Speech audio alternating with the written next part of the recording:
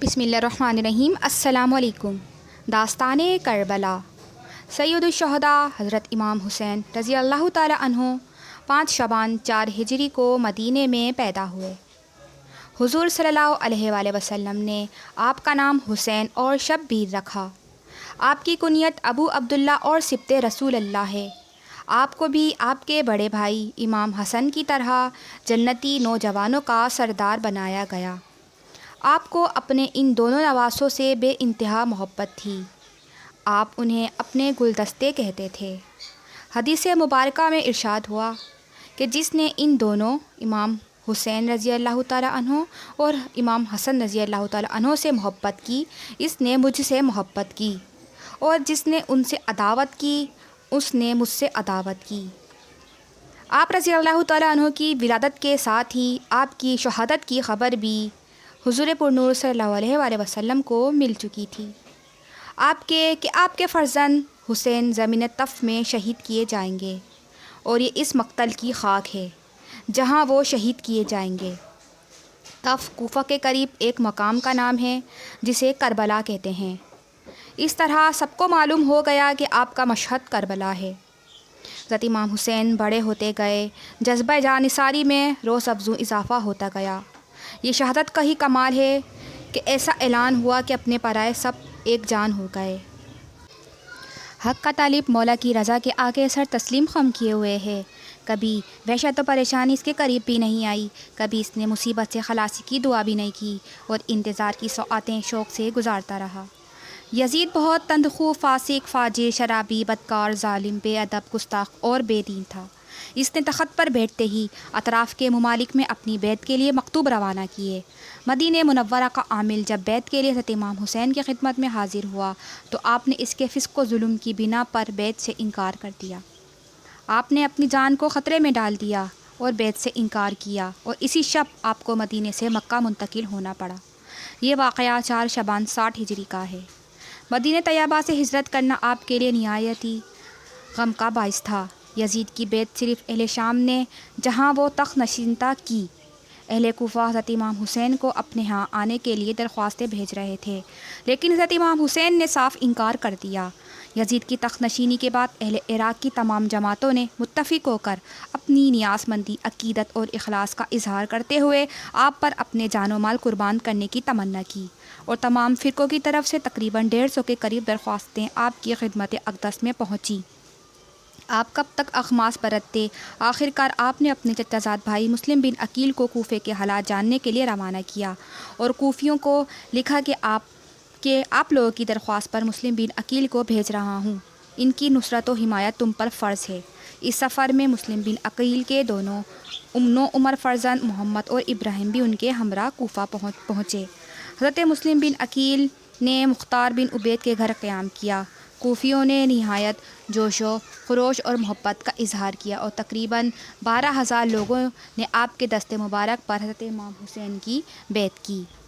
یہ جوش و جذبہ اور محبت دیکھ کر حضرت مسلم بن عقیل نے حضرت امام حسین کو یہاں کے حالات کی اطلاع دی کہ آپ جلدی تشریف لائیں تاکہ حق کی تائید ہو۔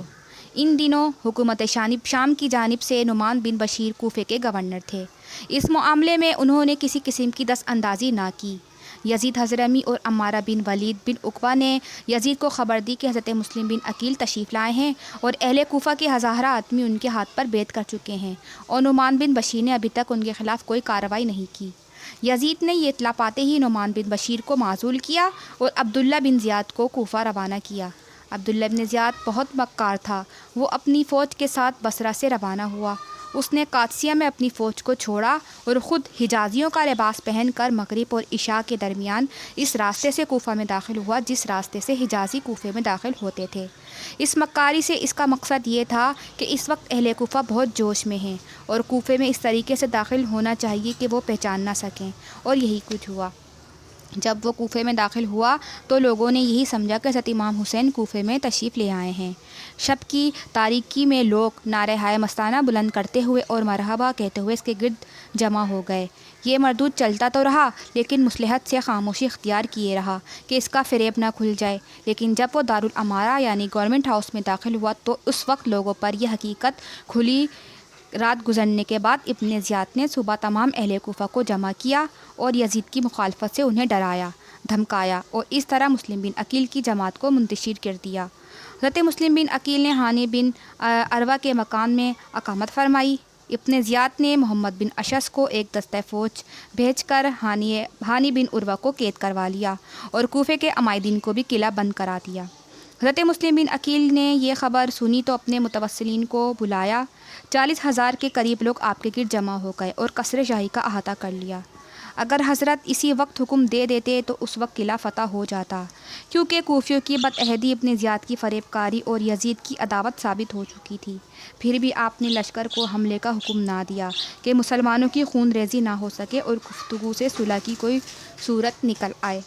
دشمن نے اس کا فائدہ اٹھایا، قلعے میں قید رؤوسا کو اس بات پر مجبور کیا کہ وہ اپنے رشتہ داروں کو مسلم بن عقیل کی حمایت سے باز رکھیں، اور ایسا ہی ہوا۔ حضرت مسلم بن عقیل کا لشکر منتشر ہو گیا اور مغرب کی نماز کے بعد کوئی بھی ان کے ساتھ باقی نہ تھا، اور ساتھ حضرت امام حسین کے لیے خطرات علیحدہ بے چین کر رہے تھے اور موجودہ پریشانی بھی۔ اس حالت میں حضرت مسلم کو پیاس معلوم ہوئی۔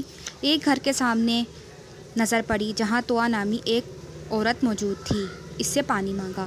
اس نے پہچان کر پانی دیا اور اپنی سعادت سمجھ کر آپ کو اپنے مکان میں فروکش کیا۔ اس عورت کا بیٹا محمد بن اشعث کا گرگا تھا۔ اس نے فوراً اس کو خبر دی اور اس نے اپنے زیاد کو اس پر مطلع کیا۔ عبید اللہ ابن زیاد نے عمر بن حریث جو کوفے کا کوتوال تھا اور محمد بن اشعث کو بھیجا۔ ان دونوں نے ایک جماعت ساتھ لے کر طوع کے گھر کا احاطہ کیا اور چاہا کہ حضرت مسلم کو گرفتار کر لیں۔ حضرت مسلم اپنی تلوار لے کر نکلے اور بنا چاری آپ نے ان ظالموں سے مقابلہ شروع کیا۔ آپ کے شیرانہ حملوں سے بہت آدمی زخمی ہوئے، بعض مارے گئے۔ معلوم ہوا کہ بنی ہاشم کے اس ایک جوان سے نامردانہ کوفہ کی یہ حمایت نبرد آزما نہیں ہو سکتی۔ اب یہ تجویز چلی کہ کوئی چال چلنی چاہیے اور کسی فریب سے حضرت مسلم پر قابو پانے کی کوشش کی جائے۔ یہ سوچ کر امن و صلح کا اعلان کر دیا اور حضرت مسلم سے عرض کیا کہ ہمارے آپ کے درمیان جنگ کی ضرورت نہیں ہے، نہ ہم آپ سے لڑنا چاہتے ہیں۔ مدعا صرف اس قدر ہے کہ آپ ابن زیاد کے پاس تشریف لے چلیں اور اس سے گفتگو کر کے معاملہ طے کر لیں۔ حضرت مسلم نے فرمایا کہ میرا خود مقصد جنگ نہیں ہے، اور جس وقت میرے ساتھ 40,000 کا لشکر تھا اس وقت بھی میں نے جنگ نہیں کی، اور میں انتظار کرتا رہا کہ ابن زیاد سے گفتگو کر کے کوئی شکل مصالحت پیدا کریں تو خون ریزی نہ ہو۔ چنانچہ یہ لوگ حضرت مسلم کو ان کے صاحبزادوں کے ساتھ عبید اللہ ابن زیاد کے پاس لے کر روانہ ہوئے۔ اس بدبخت نے پہلے سے ہی دروازے کے دونوں پہلوؤں میں اندر کی جانب تیغ زن چھپا کر کھڑے کر دیے تھے اور انہیں حکم دے دیا کہ حضرت مسلم دروازے میں داخل ہوں۔ ایک دم دونوں طرف سے ان پر وار کیا۔ حضرت مسلم کو اس کی کیا خبر تھی اور آپ اس مکاری اور قیادی سے کیا واقف تھے؟ آپ نے یہ آیت کریمہ پڑھی، ربنا افتح بیننا وبین قومنا بالحق۔ آپ نے یہ آیت پڑھی اور یہ پڑھتے ہی دروازے میں داخل ہوئے۔ داخل ہونا تھا کہ اشقیاء نے دونوں طرف سے تلواروں کے وار کیے اور بنی ہاشم کا مظلوم مسافر ادائے دین کی بے رحمی سنے شہید ہوا۔ انا للہ و انا الیہ راجعون۔ آپ کے دونوں صاحبزادے بھی آپ کے اس وقت ساتھ تھے۔ انہوں نے اس بے کسی کی حالت میں اپنے شفیق والد کا سر ان کے مبارک تن سے جدا ہوتے دیکھا۔ چھوٹے چھوٹے بچوں کے دل غم سے پھٹ گئے اور اس صدمے میں وہ لرزنے اور کانپنے لگے۔ ایک بھائی دوسرے بھائی کو دیکھتا تھا اور ان کی سرمگی آنکھوں سے خونی اشک جاری تھے، لیکن اس معرکہ ستم میں کوئی ان نادانوں پر رحم کرنے والا نہ تھا۔ ستم گاروں نے ان نونہالوں کو بھی تیغ ستم سے شہید کیا اور ہانی کو قتل کر کے سولی پر چڑھایا۔ ان تمام شہیدوں کے سر نیزوں پہ چڑھا کر کوفے کے گلی کوچوں میں پھرائے گئے اور بے حیائی کے ساتھ کوفیوں نے اپنے سنگ دلی اور مہمان کشی کا عملی طور پر اعلان کیا۔ یہ واقعہ 3 ذی الحجہ 60 ہجری کا ہے۔ اسی روز مکے سے حضرت امام حسین کوفے کی طرف روانہ ہوئے۔ صحابہ کرام اس سفر کو ملتوی کرنے کے لیے اصرار کرتے رہے، مگر کوفیوں کی درخواست کو رد کرنا اور ان کی دل شکنی کرنا آپ کو گوارا نہ ہوا، اور حضرت امام علی مقام نے 3 ذی الحجہ 60 ہجری کو اپنے اہل بیت موالی و خدام کل 72 نفوس کے ہمراہ عراق کا سفر اختیار کیا۔ آپ سفر میں تھے کہ آپ کو کوفیوں کی بدعہدی اور حضرت مسلم بن عقیل کی شہادت کی خبر ملی، تو اس وقت بنو عقیل نے جوش میں آ کر کہا کہ خدا کی قسم سرزمین کوفہ کو اس وقت تک نہ چھوڑیں گے جب تک اپنے بھائی مسلم کے خون کا بدلہ نہ لے لیں گے۔ یہ سن کر امام حسین رضی اللہ تعالیٰ عنہ نے واپسی کا ارادہ ترک کر کے سفر جاری رکھا۔ جب کوفہ 2 منزل رہ گیا تو یہاں حر بن یزید رہائی 1000 مسلح افواج کے ساتھ آپ کو گرفتار کرنے کے لیے بھیجا گیا۔ ظہر کے وقت آپ نے اذان کا حکم دیا۔ نماز کے بعد آپ دستہ حر کے سامنے تشریف لائے اور فرمایا اے لوگوں، میں تم لوگوں سے معذرت کرتا ہوں، لیکن میں خود یہاں نہیں آیا بلکہ میرے پاس تمہارے خطوط اور قاصد پہنچے کہ ہمارا کوئی امام نہیں، آپ آئیں، ممکن ہے کہ آپ کے ذریعے اللہ ہمیں ہدایت راہ پر لگا دے۔ اگر تم لوگ اپنے عہد پر قائم ہو تو میں تمہارے شہر میں داخل ہوں، ورنہ میں یہیں سے واپس چلا جاؤں گا۔ حر کے دل میں خاندان نبوت اور اہل بیت کی عصمت ضرور تھی، مگر وہ ابن زیاد کے حکم کے ہاتھوں مجبور تھا، جس کی وجہ سے وہ اپنی بات پر اڑا رہا، یہاں تک کہ امام علی مقام کو کوفے کی راہ سے ہٹ کر کربلا میں نزول فرمانا پڑا۔ یہ محرم 61 ہجری کی دوسری تاریخ تھی۔ آپ نے اس مقام کا نام دریافت کیا تو معلوم ہوا اس مقام کو کربلا کہتے ہیں۔ آپ یہیں پر خیمہ زن ہوئے۔ حضرت امام حسین کی خدمت میں ابن زیاد کا مکتوب پہنچا جس میں یزید کی بیعت طلب کی گئی تھی۔ آپ نے قاصد کو جواب دیا کہ میرے پاس اس خط کا کوئی جواب نہیں۔ اس جواب سے ابن زیاد کا طیش اور بڑھ گیا۔ اس نے مزید فوج عمرو بن سعد جو رے کا گورنر تھا کی سپہ سالاری میں روانہ کی۔ یہ تمام لوگ حضرت امام حسین کی عظمت و فضیلت کو اچھی طرح پہچانتے تھے۔ اس نے حضرت امام حسین سے مقابلے سے گریز کرنا چاہا، مگر ابن زیاد نے مجبور کیا اور حکومت کے لالچ نے اس کو آمادہ جنگ کر دیا۔ 10 محرم کا قیامت خیز دن طلوع ہوا، جمعے کا دن تھا۔ حضرت امام علی مقام نے اہل بیت اور تمام رفقا کے ساتھ فجر کی نماز ادا کی۔ نماز کے بعد اپنے خیمے میں تشریف لائے۔ اہل بیت 3 دن بھوک سے نڈھال تھے اور ایک قطرہ بھی پانی میسر نہیں تھا۔ پھر بے وطنی، تیز دھوپ، گرم ریت، صحرا کی ہوا اور جود و جفا کے پہاڑ توڑنے کے لیے سامنے 22,000 کا لشکر، لیکن پھر بھی عزم و ہمت اور پائے استقلال میں لرزش نہیں۔ جنگ کا نعرہ بجا دیا گیا۔ امام حسین نے اس وقت ایک خطبہ بھی ارشاد فرمایا تاکہ حجت تمام نہ رہے۔ پھر جنگ کا آغاز ہو گیا۔ علی المرتضیٰ کے خاندان کے بہادروں نے کربلا کی تشنہ لب زمین کو دشمنوں کے خون سے لالہ زار کر دیا۔ اس طرح خاندان امام حسین کے نوجوان اپنی بہادری کے جوہر دکھا کر امام حسین علیہ السلام پر قربان ہوتے چلے گئے۔ اب ان کے بیٹے علی اکبر دشمنوں پر حملہ آور ہوئے۔ شہزادہ اہل بیت کا حملہ نہیں بلکہ عذاب الہی تھا۔ ایک ہی وار میں کئی دیو پیکر گرا دیے۔ پیاس کی شدت، دھوپ کی تمازت اور لشکر جرار نے یک بارگی چاروں طرف سے گھیر لیا۔ تیر کے زخموں نے تن نازنین کو زخموں سے چور چور کر دیا۔ حضرت امام علی مقام میدان میں گئے اور حضرت علی اکبر کو خیمے میں لے کر آئے، ان کا سر گود میں لیا اور فرمایا آسمان کے دروازے کھلے ہیں اور بہشتی حوریں شربت کے جام لیے انتظار کر رہی ہیں۔ یہ کہا اور جان آفری کے سپرد کر دی۔ اہل بیت کے قافلے میں سناٹا چھا گیا۔ پھر امام حسین مارکہ جنگ و جدل کے لیے تیار ہوئے۔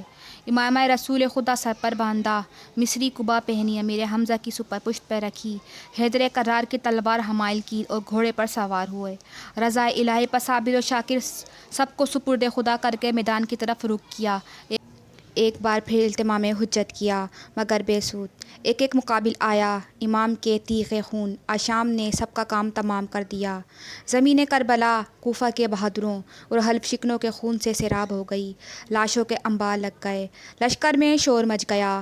ہزاروں نوجوان دوڑ پڑے اور حضرت امام حسین کو گھیر کر تیر برسانا شروع کر دیے۔ گھوڑا زخمی ہو گیا، ہر طرف سے تیر آ رہے تھے۔ آپ کا جسم ناز تیروں کے نشانے پر ہے، نورانی جسم لہو لہان ہے۔ ایک تیر پیشانی اقدس پر لگا جو حضور پاک صلی اللہ علیہ وآلہ وسلم کی بوسہ گاہ تھی۔ آپ کو چکر آ گیا، نورانی پیکر خون میں نہا گیا اور آپ نیچے زمین پر گر پڑے۔ ولی بن یزید نے بڑھ کر سر اقدس کو تن مبارک سے جدا کر دیا۔ یہ روایت ہے کہ جب امام حسین علیہ السلام شہید کیے گئے تو آسمان سے خون برسا اور اس روز بیت المقدس سے جو پتھر اٹھایا جاتا اس کے نیچے تازہ خون پایا گیا۔ شہادت کے روز اندھیرا ہو گیا اور 3 روز مکمل اندھیرا رہا۔ امام حسین نے حق پر ثابت قدم رہتے ہوئے کس طرح فسق و فجور کا مقابلہ کیا اور آنے والی نسلوں کے لیے عزم و ہمت کی بے نظیر مثال قائم کر دی۔ آپ پر آنے والے مصائب کو سن کر چند آنسو بہا لینے سے امام پاک کی روح خوش نہیں ہوگی اور نہ ہی امام کی بارگاہ اقدس میں سعادت قبولیت حاصل ہوگی۔ اگر واقعی امام پاک سے سچی محبت ہے تو امام کی پیروی کرتے ہوئے حق و صداقت کے پرچم بلند کریں اور جس عظیم مقصد کے لیے امام حسین علیہ السلام نے اپنے گھر بار جان سب کچھ قربان کر دیا، اس کو اپنا مقصد اولین بنا لیں۔